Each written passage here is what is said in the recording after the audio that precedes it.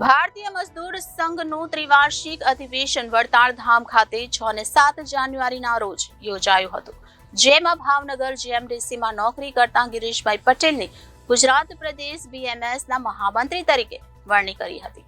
ભારતીય મજદૂર સંઘનું ત્રિવાર્ષિક અધિવેશન વડતાલ ધામ ખાતે 6 અને 7 જાન્યુઆરીના રોજ યોજાયું હતું, જેમાં ભાવનગર જીએમડીસીમાં નોકરી કરતા ગિરીશભાઈ પટેલની ગુજરાત પ્રદેશ બીએમએસના મહામંત્રી તરીકે વરણી કરી હતી.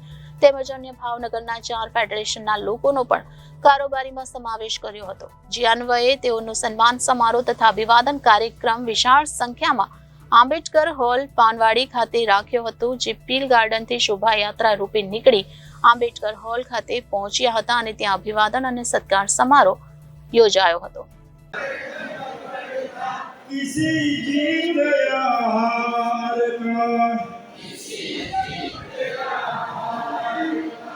भारत माता की वंदे वंदे।